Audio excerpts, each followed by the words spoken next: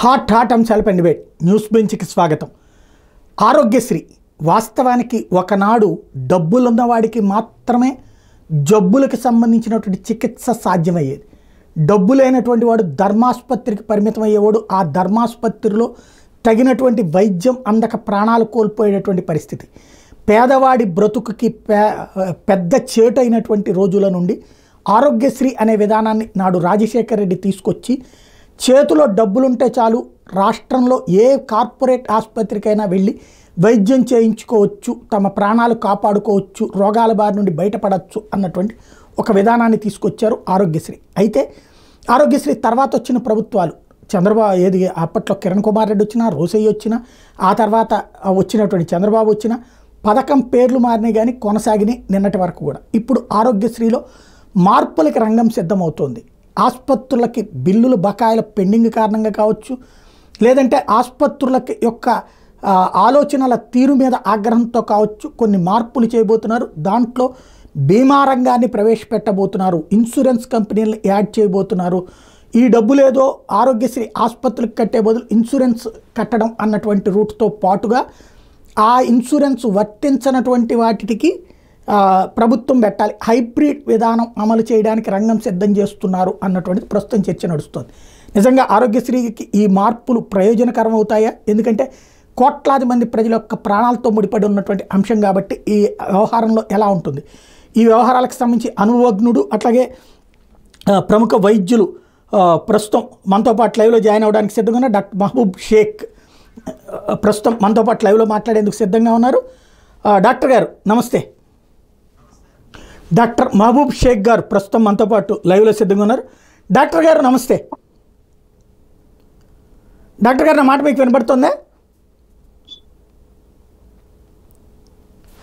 Doctor గారు, ఈ ఆరోగ్యశ్రీ అనేటటువంటిది ప్రజలకి మంచిగా ఉపయోగపడుతుందా, అది దుర్వినియోగం అవుతుందా? డెఫినెట్ గా మంచిగానే ఉపయోగపడుతుందండి. ఇది కీర్తిశేషులు మన వైఎస్ రాజశేఖర్ రెడ్డి గారు దీన్ని 2007లో పేద ప్రజల కోసం గద్వాల్ లో దీన్ని ప్రారంభించారు 2007లో. అప్పుడు ప్రారంభించినప్పుడు ప్రతి పేదవాడికి గుండె, కిడ్నీస్, క్యాన్సర్ ఇలాంటి ఒక 923 వ్యాధులకి ఫస్ట్ ఇనీషియల్ గా స్టార్ట్ చేశారండి. ఆయన హయాంలో స్లోగా దాన్ని పెంచుకుంటాను 1243 దాకా చేశారు. దాని తర్వాత రాజశేఖర్ రెడ్డి గారి టెన్యూర్ తర్వాత మన 2014లోను 2019 దాకాను దాన్ని స్టేటస్ కో అంటే ఏమి ఇంకా ఎక్కువగా పెంచకుండా దాన్ని అలాగే మెయింటైన్ చేసుకుంటా వెళ్ళారు. 2019లో వైఎస్ జగన్మోహన్ రెడ్డి గారు అధికారంలో వచ్చిన తర్వాత దాన్ని 3324 ప్రొసీజర్స్ అన్ని యాడ్ చేసి ప్రతి పేదవాడికి చేరువ చేశారు. రాజశేఖర్ రెడ్డి గారి టైంలో 2 లక్షల వరకే మనం ఇది ఇన్కమ్ ఉండాలి సార్. అది మన వైఎస్ జగన్మోహన్ రెడ్డి గారు వచ్చిన తర్వాత 5 లక్షల వరకు ఇన్కమ్ ఉన్న వాళ్ళు కూడా ఇచ్చేసేయండి అని చెప్పేసి దాన్ని పరిధి 25 lakhs దాకా పెంచారండి. ప్రతి మానవుడు 25 lakhs దాకా యూటిలైజ్ చేసుకోవచ్చు. అప్పటికి చాలకుండా ఉంటే మనం చీఫ్ మినిస్టర్ రిలీఫ్ ఫండింగ్ అయినా పెట్టి ఆ పేదవాడికి న్యాయం చేయాలనే సదుద్దేశంతో దీన్ని స్టార్ట్ చేశారు సార్.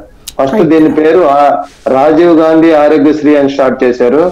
దాని తర్వాత వైఎస్ఆర్ గారు చనిపోయిన తర్వాత వారి బిడ్డ వైఎస్ఆర్ ఆరోగ్యశ్రీ అని చెప్పి స్టార్ట్ చేశారు. మధ్యలో ఎన్టీఆర్ ఆరోగ్యశ్రీ అని ఉన్నట్టుంది. ఎన్టీఆర్ అవును సార్, ఎన్టీఆర్ వైద్య సేవ అని చెప్పేసి చంద్రబాబు నాయుడు గారు 2014 నుంచి 2019 దాకా కంటిన్యూ చేశారు. బట్ దానికి ప్రొసీజర్స్ లిమిటెడ్ గా ఉన్నాయండి అప్పట్లో. అంటే అంతకుముందు రాజశేఖర రెడ్డి పెట్టిన దాన్ని కంటిన్యూ చేశారు కదా ఆయన. అయ్యేం తగ్గించలేదండి, అంతవరకే. దాన్ని ఏం పెంచడం లేదు, స్టేటస్ కో. దాని 1400 చిల్డ్రన్ ప్రొసీజర్సే కంటిన్యూ చేశారు.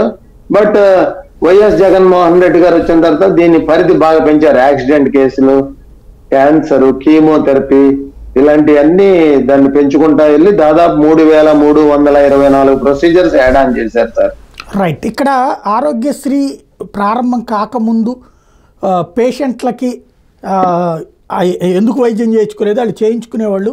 ఆరోగ్యశ్రీ వచ్చిన తర్వాత డాక్టర్లు అవసరం లేనటువంటి చికిత్సలు లైక్ గర్భసంచి ఆపరేషన్లని, లేకపోతే కనుక మామూలుగా జరిగే ప్రసవాలను కూడా ప్రత్యేకించి ఆపరేషన్లు చేయడం లాంటివి చేశారు అన్నటువంటి విమర్శలు ఉన్నాయి. ఇది ఎంతవరకు వాస్తవం? అవన్నీ చాలా ఫాల్స్ ఎలిగేషన్ సార్. యాక్చువల్ గా గర్భసంచి ప్రొసీజర్స్ అనేది రియల్లీ ట్యూమర్స్, సిస్టులు అలాంటివి ఉంటే డెఫినెట్ గా ఆరోగ్యశ్రీ పరిధిలో పెట్టి చేసేవాళ్ళు. ఇది పేదవాడికి చాలా ఉపయోగం పడేటట్టుగానే మన రాజశేఖర రెడ్డి గారు దీని మీద బాగా స్టడీ చేసి పేదలకి గుండె చికిత్సలు, చిన్నపిల్లలకి చిన్న చిన్న గుండెకి హోల్స్ పడి ఎంతో మంది వైద్యం లేక చనిపోయేవాళ్ళు గతంలో. రాజశేఖర రెడ్డి గారు వచ్చిన తర్వాత డెఫినెట్లీ ఈ ఆరోగ్యశ్రీ అనేది పేద ప్రజలకు ఒక వరం లాంటిదేనండి. రైట్. ఇక్కడ తాజాగా అంటే ఈ డబ్బులు బిల్లులు పెండింగ్ అనేది రాజశేఖర రెడ్డి హయాంలో ఎట్లుండేది, తర్వాత రోషయ్య హయాంలో ఎట్లుండేది, కిరణ్ కుమార్ రెడ్డి హయాంలో ఎట్లుండేది, చంద్రబాబు హయాంలో ఎట్లుండేది, జగన్ హయాంలో ఎట్లుంది? అంటే ప్రయారిటీ వైజ్ గా చూసుకుంటే రాజశేఖర్ గారి టెన్యూర్ లో first preference for health 31st of month వచ్చిందంటే 2-3 లారీలు ప్రతి మెడికల్ కాలేజీకి మెడిసిన్స్ వెళ్ళిపోవాలంటే 31st రేపు జనవరి 1st అనుకోండి, డిసెంబర్ 31st కే వచ్చేసాయి మెడిసిన్స్. అంటే మందులు పంపిస్తారా? పంపిస్తారండి. అంటే కాదండి, మందులు కూడా ఆరోగ్యశ్రీలోనే పేషెంట్ కావాల్సిన మందులు కూడా అన్ని వచ్చాయి. అంటే జనరల్ గా ఇండెంట్ అనేది ఏదైతే ఉందో సర్జరీ పేషెంట్స్ కానీ ఎవరికైనా సరే ఎవ్రీ మంత్ సపోజ్ ఇన్ని లారీలు మెడిసిన్స్ అవసరం వస్తుంది, ఎంత జనాభా ఉన్నారు, మంత్లీ ఇండెంట్ లాగానండి, ఇయర్లీ ఇండెంట్ కాదు. ఎవ్రీ మంత్ 2-3 లారీల దాకా మెడిసిన్స్ వచ్చేసాయి. ఏ పేషెంట్ కి తగ్గేది కాదు. అంత ఇది పోయింది. 2014 లో మన మందులు అనేటటువంటిది అట్లాగే వస్తాయా ప్రతి నెల? రావాలి సార్. ఇండెంట్ మన కలెక్టర్ గారి ఆధ్వర్యంలో హాస్పిటల్ డెవలప్మెంట్ కమిటీలో ఏమేమి కావాలని చెప్పేసి ఈ అన్ని రాసుకొని దాని తర్వాత హెచ్డిఎఫ్సి మన మామూలుగా హాస్పిటల్ డెవలప్మెంట్ కమిటీ వాళ్ళందరూ డిస్కస్ చేసుకుని ఎంత కావాలా ఇండెంట్ ఏంటి అన్నది సూపరింటెండెంట్ వీళ్ళతో డిస్కస్ చేసుకుని ఎంత కావాలన్నది బడ్జెట్ అవన్నీ దాన్ని ప్రొక్లైమ్ చేసుకుంటారు. అంటే బేసిక్గా నేను ఇంతవరకు అనుకుంటుంది ఏంటంటే మందుల దగ్గర నుంచి అంతా మీరే ఖర్చు పెట్టేసేసి అది రీఎంబర్స్ చేస్తారనుకుంటున్నా. అట్లా కాదైతే? అంటే కరెక్టే సార్. అంటే మెడిసిన్స్ కూడా హాస్పిటల్ అంటే ఎవ్రీ మంత్ ఇండెంట్ అంటే సపోజ్ ఈ నెల మొత్తం సపోజ్ ఆరోగ్యశ్రీ పేషెంట్లే కాకుండా జనరల్ పేషెంట్లు ఉంటారు కదా, ఇన్ని అంచనాగా ఇన్ని సర్జరీస్ జరుగుతున్నాయి, మనం ఇంత కోటా పెట్టుకోవాలని చెప్పేసి మనమే పెట్టుకుంటామండి. పెట్టుకుంటే గవర్నమెంట్ ఏంటంటే పంపించేస్తుంది, ఇది ఇంత స్టాక్ కావాలా ఈ మెడికల్ కాలేజీకి, ఇంత స్టాక్ ఈ గవర్నమెంట్. అదే private medical college private hospitals కి అయితే కార్పొరేట్ హాస్పిటల్స్ అంటే మొత్తం అంతా వాళ్ళు పెట్టుబడి పెట్టి వాళ్ళు తర్వాత క్లెయిమ్ చేసుకుంటారు సార్. ఇది ఓకే. అంటే మీరు గవర్నమెంట్ హాస్పిటల్ లెక్క చెప్తున్నారా? Right right right. అవును సార్. అంటే గవర్నమెంట్ హాస్పిటల్ కంటే ఎక్కువగా కార్పొరేట్ ప్రైవేట్ హాస్పిటల్కి వెళ్తుంటారు కదా ట్రీట్మెంట్కి. అంటే ఇప్పుడు గవర్నమెంట్ హాస్పిటల్స్ లో కానీ జగన్మోహన్ రెడ్డి గారు వచ్చిన తర్వాత ఛాలెంజింగ్ గా తీసుకొని మీకు ఇంత పర్సంటేజ్ మీ డిపార్ట్మెంట్ కి ఉపయోగపడుతుంది, మీరు ఎవరైతే ఎక్కువగా చేస్తున్నారో వాళ్ళకి ఇంత ఇన్సెంటివ్ అని చెప్పేసి పెట్టేశారు. అప్పుడు నెంబర్ ఆఫ్ కేసెస్ సర్జరీస్ కూడా బాగా జరగడం మొదలు పెట్టారండి. అంటే ఎట్లా ఇచ్చేవాళ్ళు ఇన్సెంటివ్? అంటే ఎంత ఇచ్చేవాళ్ళు గవర్నమెంట్ డాక్టర్ కి? అంటే గవర్నమెంట్ డాక్టర్ ఇప్పుడు ఎంత పర్సెంటేజ్ సార్ నాకు కరెక్ట్ గా ఐడియా లేదు. కాకపోతే సమ్ ఇన్సెంటివ్ ఇచ్చేవాళ్ళు. అంటే మీరు ఇన్ని కేసులు బయట వాళ్ళు డాక్టర్స్ బాగుపడటం కన్నాను మీరే చేసుకోండి, మీరే ఇచ్చేసుకోండి, యూటిలైజ్ చేసుకోండి అని చెప్పేసి చేసేవాళ్ళు. బట్ గవర్నమెంట్ చేశారు ఫ్రమ్ ద బిగినింగ్ చివరిలోనా? చివరిలోనే సార్, చివరిలోనే. లైక్ 22 ఇయర్ లో జగన్మోహన్ రెడ్డి గారు మళ్ళీ ఎప్పుడైతే ఇంక్రీజ్ చేశారో 3,324 ప్రొసీజర్స్ ఆ రోజు నుంచి డాక్టర్స్ అందరికీ ఎంకరేజ్మెంట్ ఇచ్చారు. ఇదివరకు ఏంటంటే ఓన్లీ హాస్పిటల్ డెవలప్మెంట్ కు వాడేవాళ్ళు ఆ క్యాష్ డాక్టర్లు చేసిన కేసులో. ఇప్పుడు ప్రతి డాక్టర్ కూడాను ఆ ఆపర్చునిటీ వస్తుంది, వాళ్ళు సర్జరీస్ చేయొచ్చు, వాళ్ళకి కొంచెం ఎంత ఇన్సెంటివ్స్ అని ఇస్తున్నారు. ప్రైవేట్ హాస్పిటల్స్ లో అయితే వాళ్ళే మొత్తం చేసుకుని టోటల్ గా రీఎంబర్స్ చేస్తారు మందులతో పాటు. అంటే అవును సార్. సపోజ్ 10 హార్ట్ ఆపరేషన్లు చేశారు అనుకున్నాం, అదే ఆపరేషన్లకు వాళ్ళు పెట్టుబడిలాగా పెట్టుకొని ముందులో ఎలాగో డెఫినెట్ గా క్లెయిమ్ చేస్తే వస్తాయని చెప్పేసి ఉద్దేశం మీద వాళ్ళు ఆపరేషన్ ముందులో పెట్టుబడి పెట్టుకొని చేసేస్తారు. తర్వాత వీళ్ళు క్లెయిమ్ చేసుకుంటే డెఫినెట్ గా ఇదివరకు ఏంటంటే రాజశేఖర్ రెడ్డి గారు వెళ్ళిపోయే టైంలో ఏంటంటే కొంచెం ఫాస్ట్ గా వచ్చాయి. అంటే కంబైన్డ్ స్టేట్ ఉండేది, రెవెన్యూ కూడా బాగా ఉండేది కాబట్టి ఏ హాస్పిటల్ కి ఆపకుండా ఇచ్చేసేవాళ్ళు. తర్వాత కిరణ్ కుమార్ రెడ్డి గారు కానీ రోసి గారు కానీ దాన్ని అంత సక్సెస్ఫుల్ గా ముందుకు తీసుకెళ్లేదు. కానీ జగన్మోహన్ రెడ్డి గారు వచ్చిన తర్వాత వైఎస్ఆర్ ఆరోగ్యశ్రీ అని చెప్పేసి పెట్టి దాన్ని చాలా ఫాస్ట్ గా, అంటే విద్య, వైద్య విద్య ప్లస్ ఈ ఆరోగ్యశ్రీ మీద మాత్రం భిన్నంగా ఉందండి. అసలు బిల్లులు రాక 1700 కోట్ల రూపాయలు పెండింగ్ లో ఉన్నాయి కదా మొన్నటిదాకా. ఇప్పుడు కూడా అంటే నేను అనేది ప్రిఫరెన్స్ ఇచ్చేవాళ్ళు సార్. డబ్బులు అనేది private hospital network hospitals chairman అధ్యక్షుడు ఉంటారు. వాళ్ళు క్లెయిమ్ చేసినప్పుడల్లా సపోజ్ ఒక 1000 కోట్లు కావాలనుకోండి సార్, ఒక 600 crores అలా రిలీజ్ చేసేవాళ్ళు. ఎంత పెండింగ్ ఎందుకు ఉంటుందండి? అంటే ఒక హాస్పిటల్ కాదు sir, number of cases procedures అన్ని ప్రొలాంగ్ అవుతున్నాయి కదా సార్. ఇప్పుడు రాజశేఖర రెడ్డి హయాంలో నెలాఖరుకో లేకపోతే 2 నెలలకో నాకు తెలిసి రోషే గారు సీఎం అయ్యే టైంకి ఆరోగ్యశ్రీది 300 నుంచి 500 కోట్లు పెండింగ్ ఉంది. రోషే దిగిపోయి కిరణ్ కుమార్ రెడ్డి వచ్చే టైంకి 500 నుంచి 700 కోట్లు పెండింగ్ లో ఉంది. కిరణ్ కుమార్ రెడ్డి దిగిపోయి చంద్రబాబు గారు వచ్చే టైంకి 900 కోట్ల దాకా పెండింగ్ ఉంది. మళ్ళీ చంద్రబాబు గారు దిగిపోయే టైంకి 1100 కోట్లు పెండింగ్ ఉందని చెప్పారు. ఇప్పుడు 1700 కోట్లు. అంటే పెండింగ్ ఎప్పుడు భారీగానే ఉంటుంది, 100 కోట్లలోనే. అవును సార్, ఎందుకంటే మామూలుగా అంత పెండింగ్ ఉన్నది డెఫినెట్ గా ప్రతి హాస్పిటల్ కి ఒక 100 crores 500 crores. ఇప్పుడు బసవతారకం హాస్పిటల్ కి ఎవరు చెప్తే రిలీజ్ చేశారు, దాదాపు 50-60 crores ఎంతో బకాయి ఉందంటే వెంటనే రిలీజ్ చేశారు జగన్మోహన్ రెడ్డి గారు. అలాగా పెండింగ్ వాళ్ళకి వస్తుంది కాబట్టి గవర్నమెంట్ లో కొంచెం 1 or 2 months లేట్ అయినా సరే పక్కాగా వస్తాయి అనే ఉద్దేశం అయితే వాళ్ళు ఇచ్చేశారు. కాకపోతే ఈ మధ్యన ఏంటంటే ప్రైవేట్ హాస్పిటల్స్ కూడా మాకు ఎక్కువ అయిపోతుంది అని చెప్పేసి వాళ్ళు కంప్లీట్ వైద్య సేవలన్నీ కూడా స్టాప్ చేస్తామని బెదిరింపు ధోరణిలో కూడా దిగారు. రైట్, ఒక్క పాయింట్ చెప్పండి. ఇప్పుడు తాజాగా ఇన్సూరెన్స్ కంపెనీలకి వీటిని అప్పజెప్పాలన్నటువంటిది బాబు గారు యోచిస్తున్నారు. అది ఎలా ఉంటుంది? అది అంత సక్సెస్ఫుల్ గా ఉండదు సార్. ఇన్సూరెన్సెస్ కంపెనీకి చేస్తే దానికి బాధ్యత ఇది ఉండదు. వాళ్ళు క్లెయిమ్, వీళ్ళకి ఏంటంటే హాస్పిటల్స్ కి వాళ్ళు ఇన్సూరెన్స్ కంపెనీస్ ఏంటంటే మధ్యవర్తిత్వం, కమిషన్లు అవి ఇవి అని ఉంటాయి. అది ఎంతవరకు సక్సెస్ఫుల్ గా మరి రన్ చేస్తారన్నది తెలియదు. అంటే మామూలుగా ఇప్పుడు ఇన్సూరెన్స్ కంపెనీలు తో ఇప్పుడు 3300 మీరు చెప్తున్నట్టు జగన్మోహన్ రెడ్డి టైంలో ఉంది. అవును సార్, 3324. ఇప్పుడు మామూలుగా మీకు తెలుసు కదా, ఒక ఇన్సూరెన్స్ కంపెనీలు ఈ 3300 డిసీజెస్ని కూడా ఇన్సూరెన్స్ కంపెనీలు పరిగణలోకి తీసుకుంటాయా? అంటే గవర్నమెంట్ రన్ చేస్తేనే ఏదైనా పేదవాడికి బెనిఫిట్ సార్. ఇది ప్రైవేట్ పరంపరంగా చేస్తే చాలా కష్టం అయిపోతుంది. చాలా టెక్నికల్ డిఫెక్ట్స్ ఉన్నాయి సార్ దాంట్లో కూడా. అన్ని యాక్సెప్ట్ చేస్తారు, కొన్ని ఏజ్ ఫ్యాక్టర్ ని పక్కకు గెంటేస్తారు, ఇవన్నీ కొంచెం ఉంది. అలా గవర్నమెంట్ అలా కాదు కదా. ఏదైతే మంచి తలంపుతో రాజశేఖర రెడ్డి గారు దీన్ని స్టార్ట్ చేశారో, పేదవాడు ప్రతి కార్పొరేట్ హాస్పిటల్ ఎక్కడైనా సరే, మన చెన్నై కానీ బెంగళూరు కానీ మీరు హైదరాబాద్ కానీ ఎక్కడైనా చేయించుకోవచ్చు అని జగన్మోహన్ రెడ్డి గారు ఓపెన్ డోర్స్ ఇచ్చారు. పేదలందరూ కూడా వెళ్ళి చక్కగా చేయించుకుంటున్నారు. బట్ ఇది ప్రైవేట్ పరంపరంగా మళ్ళీ ఇన్సూరెన్స్ కంపెనీస్కి వెళ్తే వాళ్ళేం రూల్స్ అండ్ రెగ్యులేషన్స్ పెడతారో మనకు తెలియదు. అంటే రూల్స్ పెట్టకుండా అయితే ఇన్సూరెన్స్ లో బెటరేనా ఇదే విధానం కంటిన్యూ అయితే? అంటే 100% చెప్పలేను కదా సార్, దాని మీద టెక్నికల్ డిఫెక్ట్ ఎంత ఉంటుందో. బట్ దాంట్లో కూడా ఇన్సూరెన్స్ కంపెనీకి సపోజ్ నా హాస్పిటల్ ఉంది, నేను ఇన్సూరెన్స్ కంపెనీ లైజన్ లో పెట్టుకొని ప్రతిదీ అప్రూవల్ పంపిస్తే వాడే యాక్సెప్ట్ చేసి కొంచెం ఫ్రాడ్ జరిగే అవకాశం ఉంటదండి.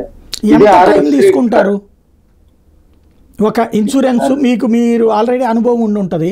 ఒక పేషెంట్ మీ దగ్గరకు వచ్చాక వాళ్ళకి ఈ కార్డులు ఉంటాయి రకరకాలైన HDFC తర్వాత 48 hours ఉంటుంది సార్. 48 hours ఓకే చేస్తారు వాళ్ళు, ఓకే చేస్తారు.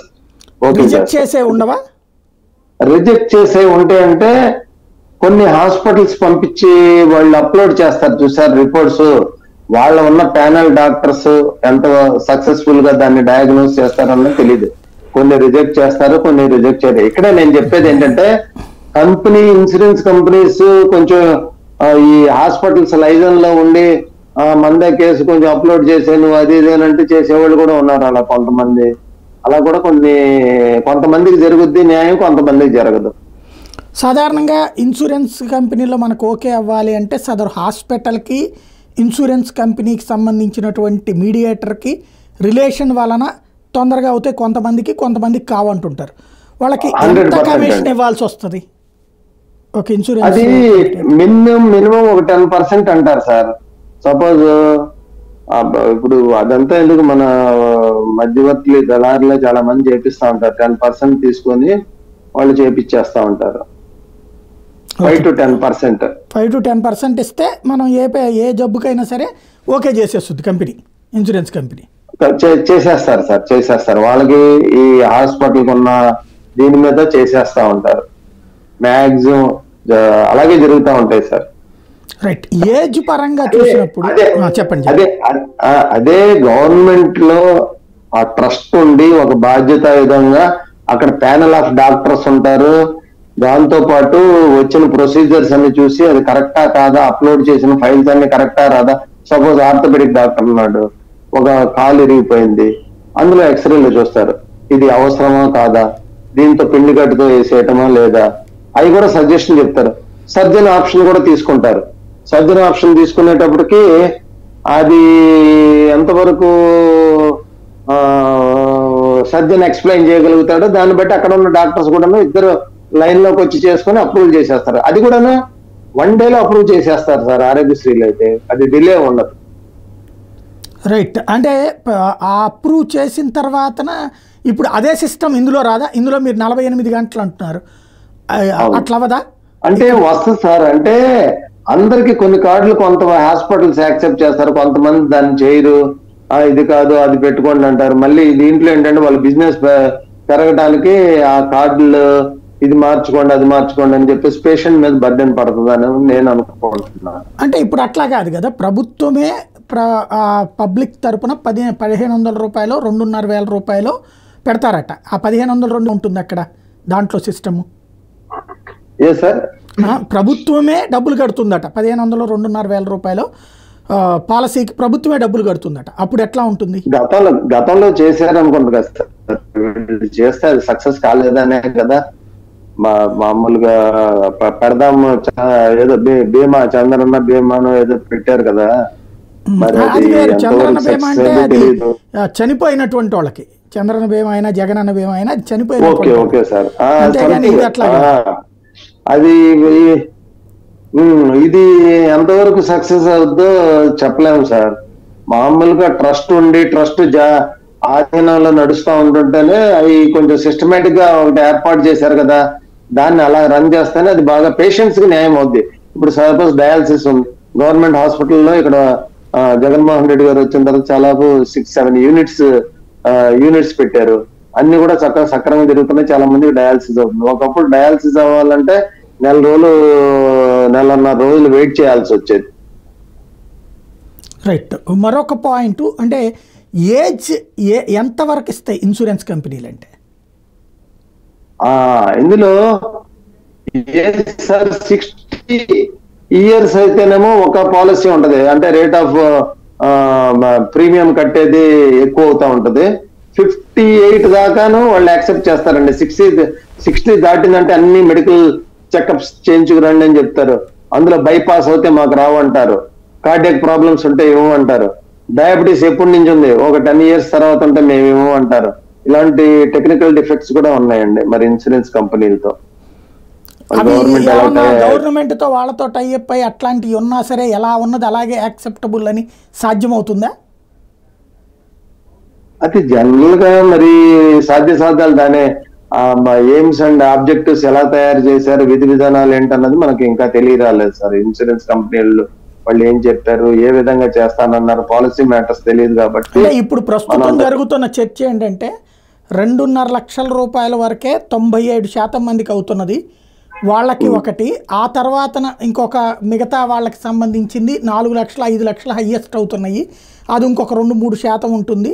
వాళ్ళకి ఇన్సూరెన్స్ ప్రీమియం ఎక్కువ ఉంటుంది. ఇదేమో 2,000 రూపాయలు, అయితే అది 3,500 రూపాయల దాకా ఉంటుంది. కాబట్టి ఈ 2,500 రూపాయల లోపు ప్రీమియంలో పెట్టేసేసి ఒకవేళ అంతకంటే ఎక్కువ ఖర్చు అవుతుందంటే అది ఆరోగ్యశ్రీ ట్రస్ట్ ద్వారా ప్రభుత్వం పెట్టుకునే హైబ్రిడ్ విధానం తేవాలన్న ఆలోచన నడుస్తుంది. దాన్ని ఎలా చూస్తారు?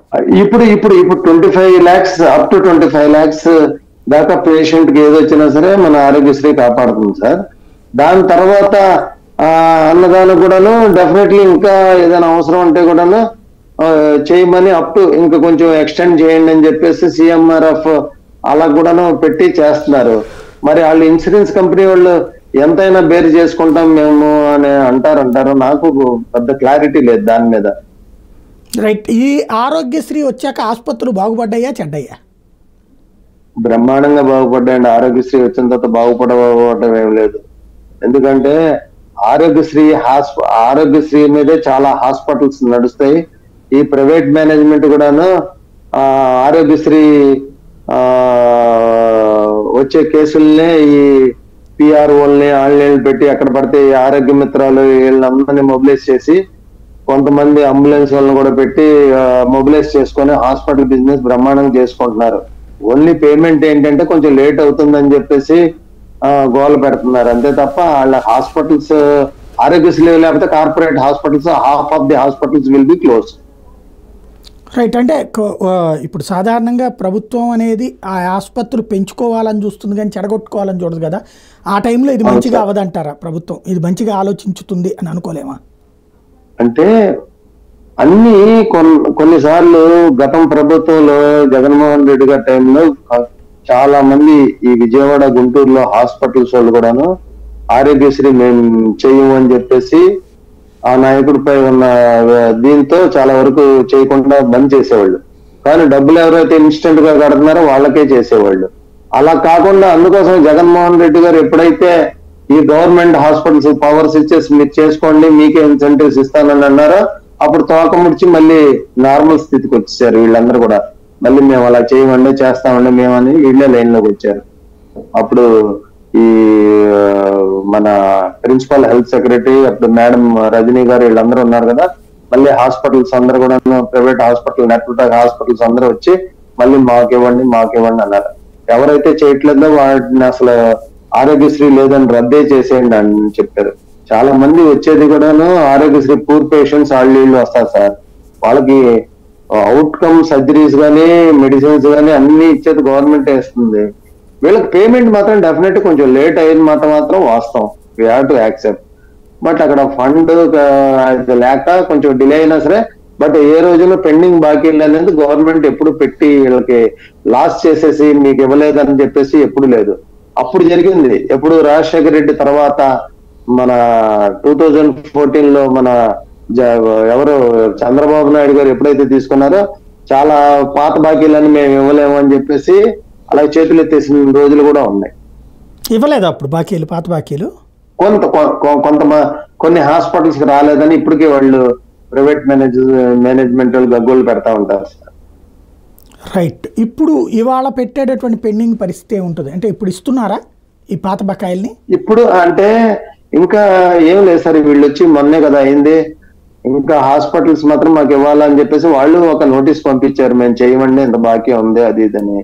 మరి ఇప్పుడు ఈ గవర్నమెంట్ ఎలా డీల్ చేస్తుంది అన్నది మనకు తెలియదు. Thank you very much doctor గారు. ఇది పరిస్థితి. ఆరోగ్యశ్రీ అన్నటువంటిది అతి ముఖ్యమైనటువంటిది, లక్షలాది ప్రజల ప్రాణాలతో ముడిపడి ఉన్నటువంటి అంశం. అయితే దాంట్లో మార్పు చేర్పులు మంచిగా జరగాలని కోరుకుందాం. ఆ మంచి అనేటటువంటిది ప్రజల ప్రాణాలు కాపాడుకోవడానికి ఉపయోగపడేలా ఉండాలి అని కోరుకుందాం.